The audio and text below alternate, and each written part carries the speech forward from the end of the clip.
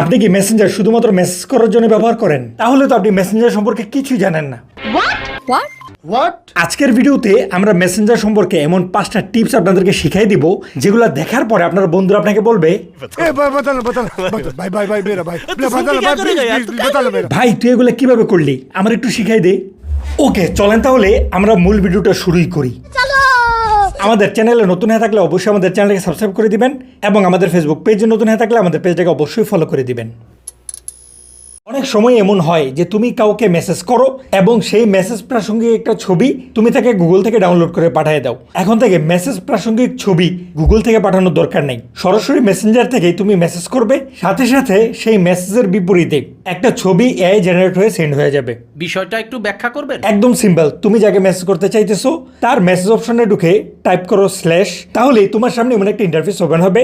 এখান থেকে নিচের অপশনটাকে সিলেক্ট করে দিবে। এবার তুমি তোমার মেসেজটাকে টাইপ করে সেন্ড করে দিবা, তাহলেই তোমার মেসেজের সাথে মিল রেখে একটা এআই জেনারেটেড ছবিও সেন্ড হয়ে যাবে। এর মানে বুঝতে পারছো, যারা এআই জেনারেট ছবি জেনারেট করতে চাও তারা কিন্তু মেসেঞ্জারের মাধ্যমে এআই ছবিও জেনারেট করতে পারবা। এক্সাম্পল, আমি যদি আবার স্ল্যাশে ক্লিক করে এই অপশনটাকে সিলেক্ট করে দিই এবং এখানে লিখি একজন ব্যক্তি মোবাইল দেখতেছে, এবার আমরা সেন্ড করে দিই, তাহলে এই যে দেখো আমাদের লেখার সাথে মিল রেখে কিন্তু আমাদেরকে কিন্তু একটা এআই ছবি জেনারেট করে দিচ্ছে। ধরো তুমি এখনো বিয়ে করো নাই, তুমি একটা দুষ্ট ছেলে, এখনো প্রেম করো। এইটা কি কোনো কথা? এখন তুমি যদি তোমার গার্লফ্রেন্ডকে যে কোনো সময় মেসেজ করো তাহলে কিন্তু ট্যাং টং আওয়াজ হয়, এত করে তোমার গার্লফ্রেন্ড কিন্তু যে কোনো সময় কট খেতে পারে।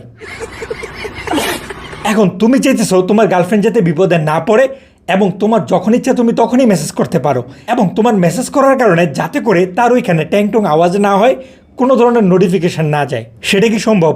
অবশ্যই সম্ভব। খাও মা কসম।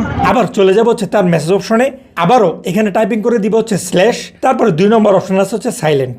সিম্পলি সাইলেন্ট অপশনটাকে সিলেক্ট করে এখানে তুমি টাইপিং করে দিতে পারো কি করো। এইভাবে মেসেজ পাঠিয়ে দিলে তোমার গার্লফ্রেন্ডের এখানে কোনো ধরনের নোটিফিকেশন অথবা নোটিফিকেশনের সাউন্ড যাবে না। Not bad. খুবই হেভি ড্রপ শোল্ডার, 250 GSM এর, পরেও অনেক বেশি আরামদায়ক। বেশ কয়েকটা কালার আমাদের কাছে অ্যাভেলেবেল আছে, তবে সাদা এবং কালোটা বেশি অ্যাভেলেবেল আছে। একদম সলিড, কোনো ধরনের প্রিন্ট ছাড়া এই ধরনের ড্রপ শোল্ডারগুলোর প্রাইস পড়বে হচ্ছে মাত্র 350 টাকা। আর প্রিন্ট করে নিলে যে কোনো প্রিন্টে মাত্র 50 টাকা করে যুক্ত হবে। অর্ডার দেওয়ার জন্য আপনাকে স্ক্রিনে দেওয়া হোয়াটসঅ্যাপ নাম্বার SMS করতে হবে, এই নাম্বার আমরা ডিসক্রিপশনে দিয়ে দিব। আরে এটা তো আমাদের আজকের মেইন টপিক ছিল না। মেইন টপিক কি জানি ছিল? কন্ট্রোল। ওকে, মেসেঞ্জার টিপস 3 নাম্বার, এটা বিশেষ করে মেয়েদের বেশি কাজে আসবে। কি মানুষ রে বাবা, ছি। ধরো তুমি তোমার হাজবেন্ডের সাথে অথবা বিএফ এর সাথে ধুমায় ঝগড়া লাগছো, এখন সে তোমাকে SMS করে কিন্তু তুমি SMS সিন করো না, কিন্তু তোমার মনে প্রচন্ড ইচ্ছে হইতেছে আর কি মেসেজ করতেছে একটু দেখি, কিন্তু তুমি যদি মেসেজ সিন করো তাহলে তো সে বুঝে যাবে, কিন্তু তুমি চাইতেছো না তুমি যে মেসেজ সিন করছো এটা সে বুঝুক, তাহলে তুমি কি করবা? একদমই সিম্পল, তার মেসেজ অপশনটাকে ওপেন করে তার নামের উপরে ক্লিক করো, একটু নিচের দিকে চলে আসো, আসার পরে সিম্পলি এই অপশনের উপরে ক্লিক করো এবং এটাকে বন্ধ করে দাও। তারপরেই তুমি তার মেসেজগুলো দেখতে পারবে, অথচ সে বুঝতেই পারবে না যে তুমি তার মেসেজ সিন করছো এবং তুমি তার সবগুলা মেসেজ দেখছো। স্যার আপনি একটু বাইরে গিয়ে আবার ঢুকেন, আমরা আপনাকে দাঁড়ায় সম্মান করি। ধরো তোমার টাইপিং অনেক বেশি স্লো, তুমি এখানে টাইপিং করতে থাকো, অপরদিকে তুমি যাকে টাইপিং করতেছো তার সামনে কিন্তু একটা ইন্ডিকেটর লাফাইতে থাকে। এখন তুমি তো টাইপিং করতেছো ছোট একটা মেসেজ, কিন্তু ওই ব্যক্তি দেখতেছে তুমি অনেকক্ষণ লাগায় লিখতেছো, সে তো মনে করতেছে হয়তোবা তুমি বড় কোনো রচনা লিখতেছো। তারপরে যখন ছোট্ট একটা SMS করো তখনই কিন্তু সে বুঝে যায় যে তুমি আসলে ঠিকঠাক ভাবে টাইপিং করতে পারো না। নিঃসন্দেহে তুই ঠিক কথা বলেছিস।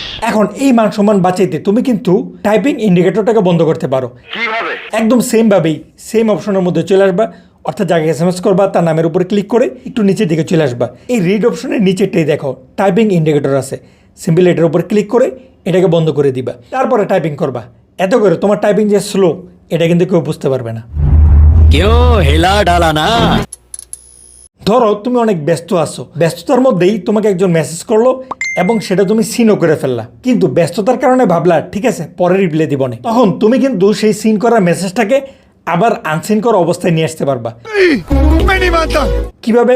একদম সিম্পল, যে মেসেজটাকে আনরিড অবস্থায় অথবা আনসিন অবস্থায় আনতে চাইতেছো, সিম্পলি সেটাকে চাপ দিয়ে ধরে রাখো। তারপরে নিচে আসে হচ্ছে মার্ক অ্যাজ আনরিড, এটার উপরে ক্লিক করলেই তার মেসেজ অপশনটা কিন্তু এমন হয়ে যাবে, দেখে মনে হবে মাত্রই সে কোনো SMS করছে এবং তুমি সেই মেসেজটাকে সিন করো নাই। কেমন লাগলো আজকের 5টা টিপস?